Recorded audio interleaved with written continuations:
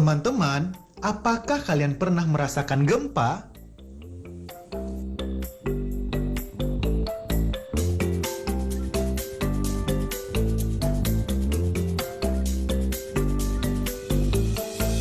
Gempa bumi dapat menyebabkan kerusakan bangunan dan lainnya.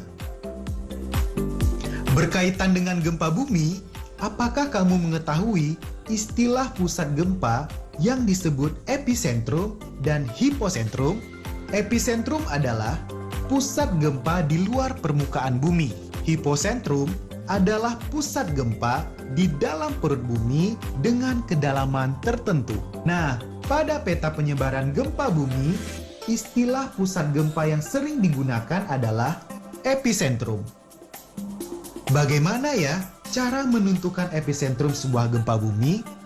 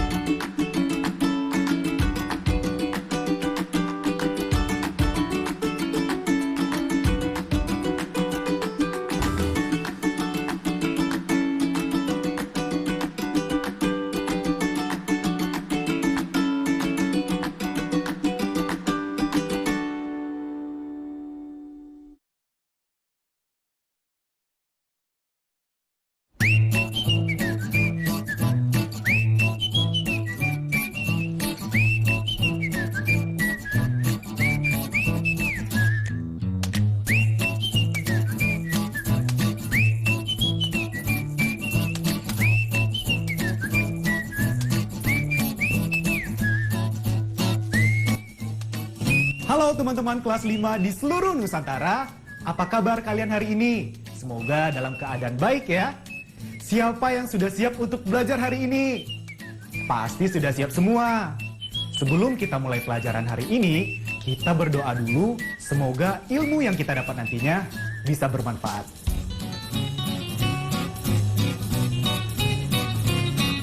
Kita mulai yuk. Pertama-tama, kita baca dulu cerita berikut ini. Ayo membaca.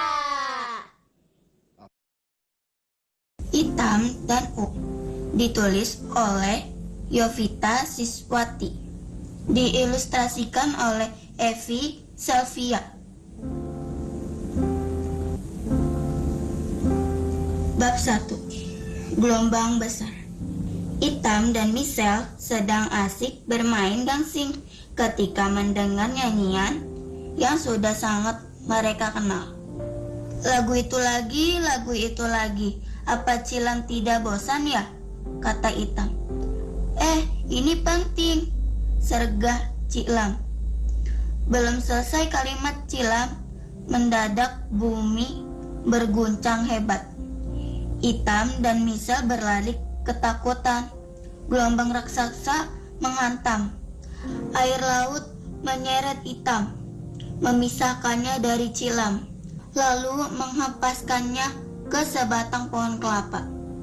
Itam memeluk erat pohon kelapa itu agar tidak kembali terseret air. Itam berhasil memanjat pohon kelapa sampai ke puncak. Dari atas yang terlihat air dan air. Tidak ada Michelle, tidak ada siapapun. Kini hanya ada dia dan U, pohon kelapa itu.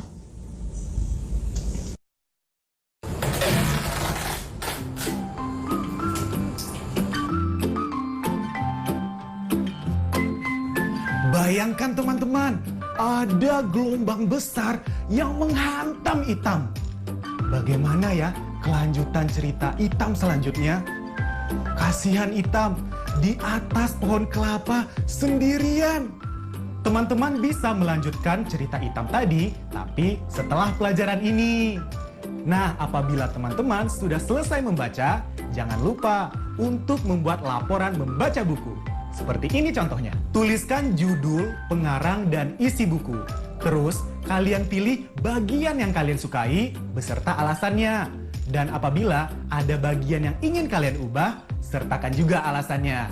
Tulis laporannya di buku kerja kalian masing-masing ya.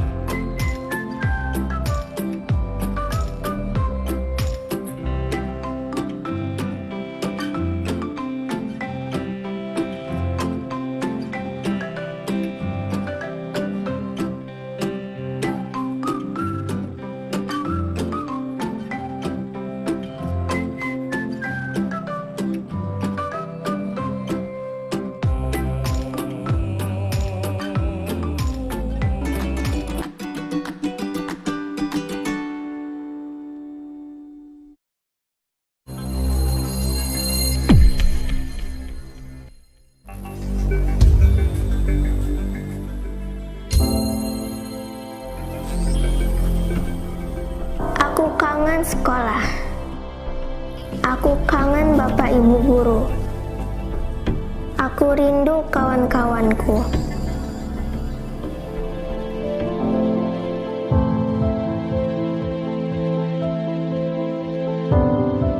Jaga kesehatan ya teman-teman, biar kita bisa cepat bersekolah lagi.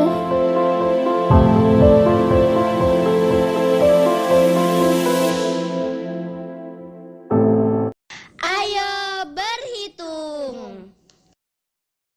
Perhatikan gambar berikut.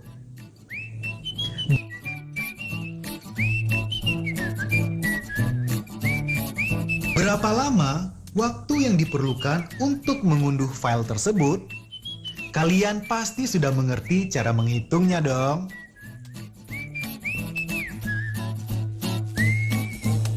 Kita coba kerjakan sama-sama yuk. Yang sudah kita tahu adalah file sudah terunduh sebanyak 95%. Dan perkiraan waktu selesai mengunduh file adalah 15 menit. Ini berarti file yang belum terunduh adalah 5%. Dan waktu yang dibutuhkan untuk mengunduh 5% file yang tersisa adalah 15 menit. Ingat, 5% itu sama dengan 5/100. Nah, kemudian kita hitung perkiraan waktu yang diperlukan untuk mengunduh seluruh file dengan cara ini. 100 dibagi 5 dikali 15. Hasilnya sama dengan 300. Jadi, waktu yang dibutuhkan untuk mengunduh seluruh file adalah 300 menit. Mudah bukan?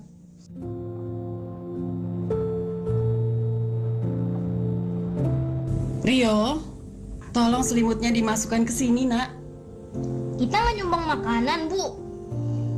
Nanti kita beli dulu di supermarket. Soalnya sebaiknya makanan yang disumbangkan itu makanan yang sudah jadi dan nggak perlu dimasak. Seperti biskuit, rot, loh, kok, ya? Gempa bumi, Bu. Ayo, cepat sini. Untung kamu lagi sama ibu, Nak.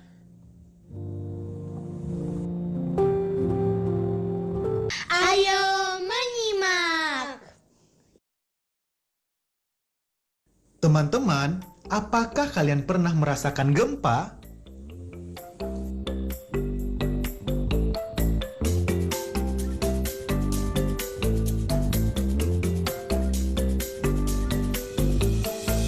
Gempa bumi dapat menyebabkan kerusakan bangunan dan lainnya. Berkaitan dengan gempa bumi, apakah kamu mengetahui istilah pusat gempa yang disebut epicentrum dan hypocentrum? Epicentrum adalah pusat gempa di luar permukaan bumi. Hypocentrum adalah pusat gempa di dalam perut bumi dengan kedalaman tertentu. Nah, pada peta penyebaran gempa bumi, istilah pusat gempa yang sering digunakan adalah epicentrum. Bagaimana ya cara menentukan epicentrum sebuah gempa bumi? Ya, benar. Kita bisa menggunakan lingkaran bantu. Nah, coba perhatikan gambar berikut. Diketahui 3 posisi stasiun pengamatan, misalnya titik A, B, dan C. Kemudian, dibuat garis bantu dan perpotongan garis bantu merupakan epicentrumnya. Setelah epicentrum ditentukan, maka dapat dibuat ilustrasi penyebaran gempa seperti pada gambar berikut ini. Nah, dengan menggunakan metode ini, kita bisa mengetahui seberapa luas penyebaran gempa ketika gempa terjadi. Mudah kan? Ayo mencoba.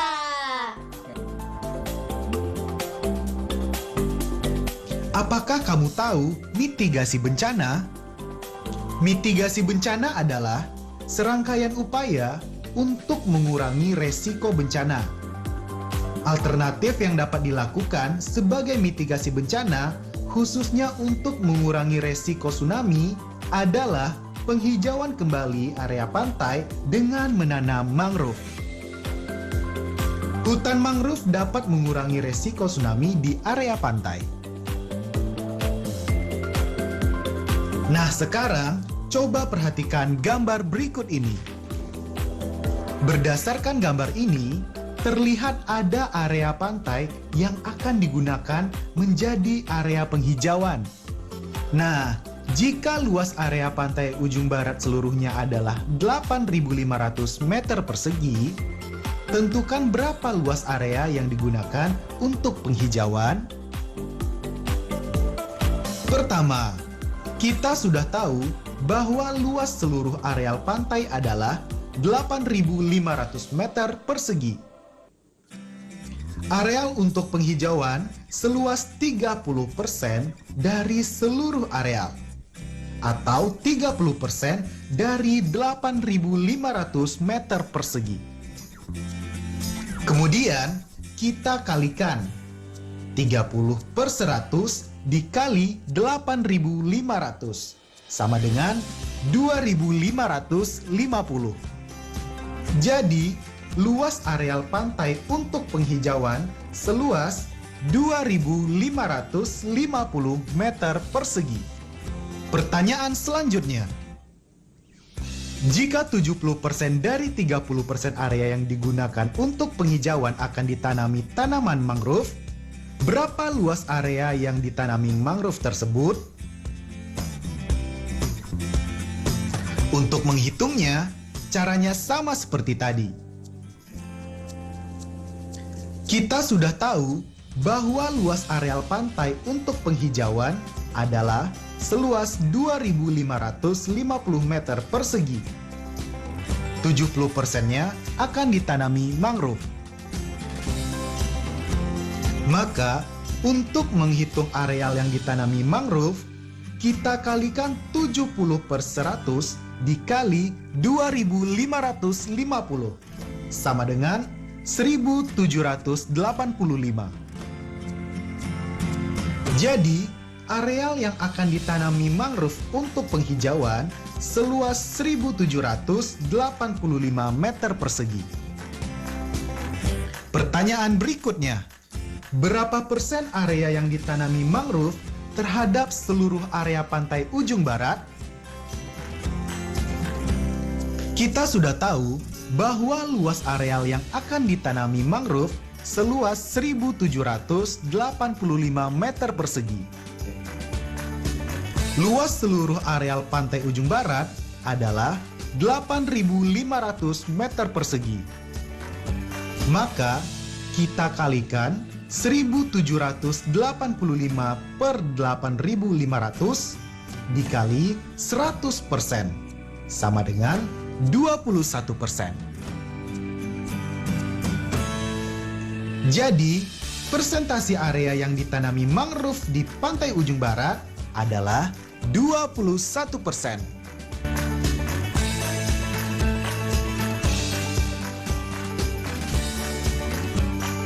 Nah teman-teman, pasti teman-teman udah pada jago menghitung persentase. Tapi teman-teman harus tetap latihan ya, supaya makin jago lagi. Oh iya, sebelum Kak Angga pergi, kita latihan sama-sama dulu ya.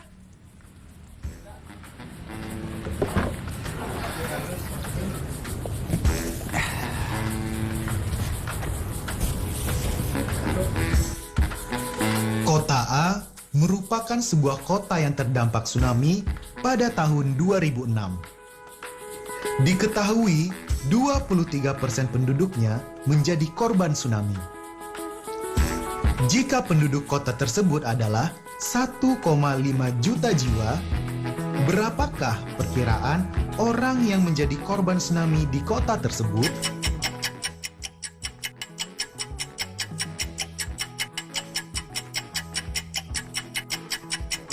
Kalian sudah selesai menghitung? Kita cek jawabannya sama-sama ya. Pertama-tama, kita sudah tahu bahwa jumlah penduduk adalah 1,5 juta jiwa. Korban tsunami sebanyak 23% dari total penduduk. Maka 23/100 dikali 1,5 juta sama dengan 345.000.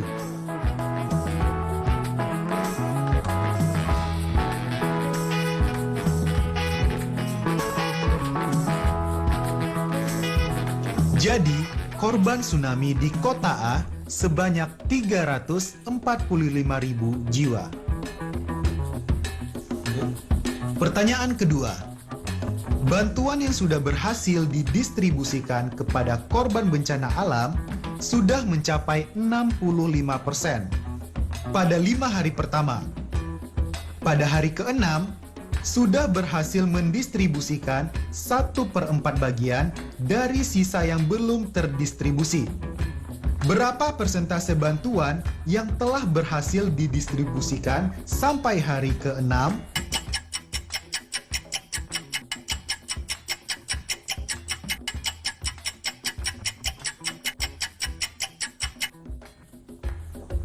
Yuk, kita cek jawaban kita sama-sama. Yang sudah kita tahu adalah jumlah bantuan yang sudah didistribusikan sampai hari ke-5 sebanyak 65%. Berarti masih ada 35% yang belum didistribusikan. Nah, di hari ke-6, bantuan bertambah 1/4 dari sisa yang belum terdistribusi. Yang berarti 1/4 dari 35%. Kita harus cari tahu terlebih dahulu berapa persenkah itu terhadap total seluruh bantuan.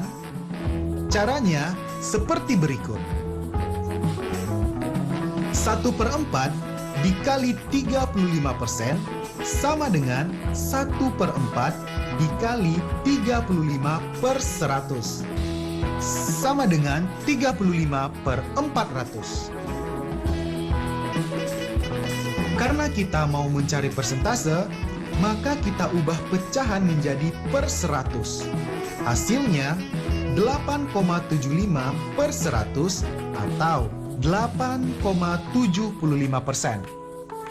Maka total bantuan yang didistribusikan di hari ke-6 sebanyak 8,75% dari total bantuan yang akan didistribusikan. Kemudian, kita tinggal jumlahkan persentase bantuan yang didistribusikan di hari ke-6 dengan persentase bantuan yang didistribusikan sampai hari ke-5, yaitu 8,75% ditambah 65%, sama dengan 73,75%. Jadi, persentase bantuan yang telah berhasil didistribusikan sampai hari ke-6 sebanyak 73,75%. Proyek kreatif minggu ini.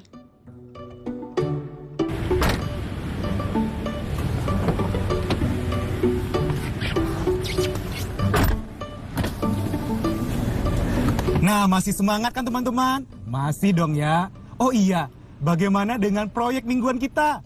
Apakah sudah selesai? Kalau sudah selesai, saatnya kamu untuk buat laporan. Buat laporannya di buku kerja kamu dan ikuti panduan berikut ini.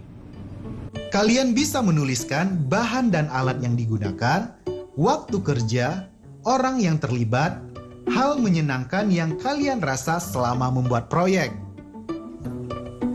Kalian juga bisa menuliskan kesulitan yang kalian temukan saat membuat proyek mingguan. Dan jangan lupa bagaimana kalian mengatasi kesulitan tersebut. Kalian juga boleh kok menuliskan laporan sesuai cara dan kreativitas kalian sendiri. Kalian juga bisa membuat laporan dengan cara dan kreativitas kalian.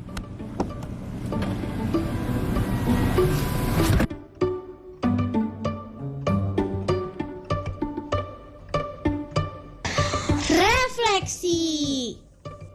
Sekarang waktunya mengingat lagi pelajaran hari ini. Teman-teman masih ingat cerita tentang Itam dan Utadi? Lalu ingat kan bagaimana cara membuat laporan setelah membaca buku?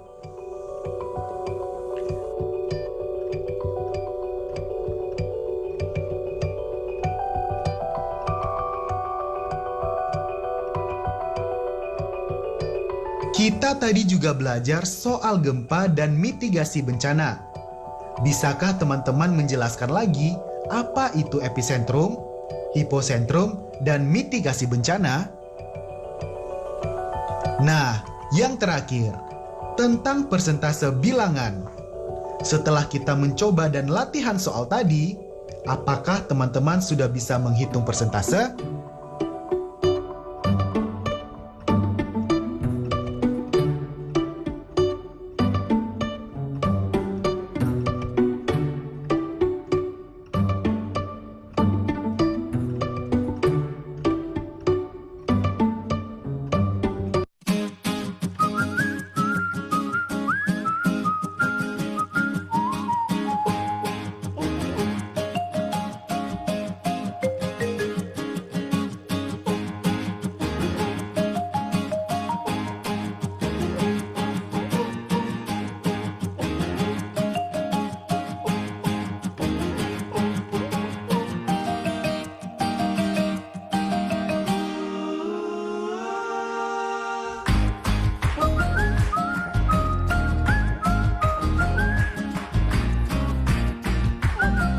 Selesai sudah pelajaran kita hari ini ya teman-teman.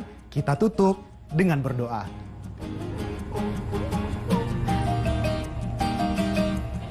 Semoga ilmu yang kita dapat bisa bermanfaat bukan hanya untuk kita, tapi juga untuk sesama. Sampai jumpa!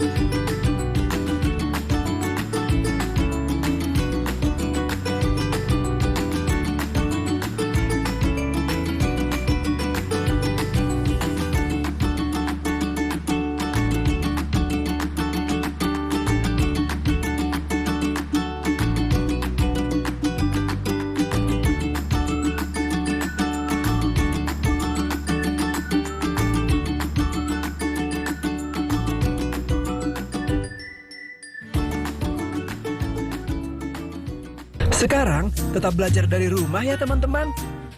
Jaga jarak, rajin cuci tangan, dan pakai masker agar kita mencegah penyebaran COVID-19. Sampai jumpa.